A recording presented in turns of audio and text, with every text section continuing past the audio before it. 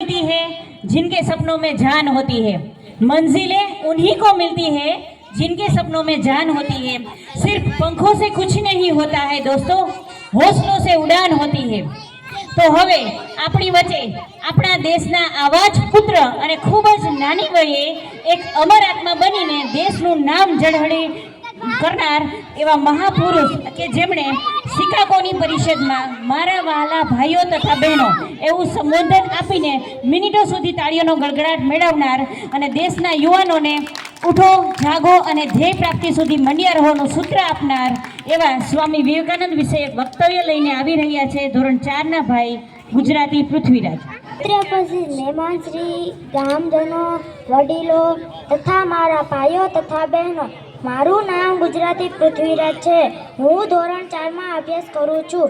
હું તમને સ્વામી વિવેકાનંદ વિશે કહેવા માંગુ છું, તો તમે ધ્યાનપૂર્વક સાંભળો એવી મારી નમ્ર વિનંતી.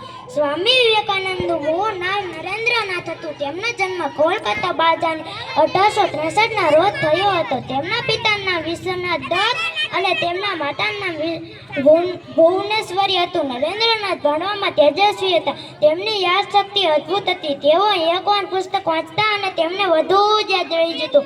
તેઓ નીડર હતા. પોતે અનુભવ ન કરે ત્યાં સુધી કોઈ વાતને સાચી માનતા નહીં. નરેન્દ્રનાથને એક જ ધૂન હતી, મારે ઈશ્વરને જોવા છે.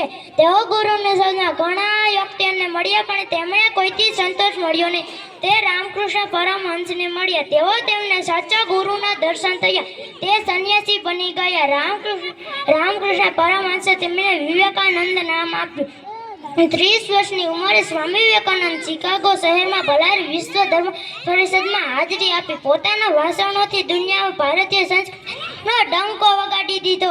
સ્વામી વિવેકાનંદે રામકૃષ્ણ મિશનની સ્થાપના કરી. આ સંસ્થા અને શિક્ષણોના કામો કરે છે. સ્વામી વિવેકાનંદે યુવાનોને સૂત્ર આપ્યું, ઉઠો જાગો અને ધ્યેય પ્રાપ્તિ સુધી મંડ્યા રહો.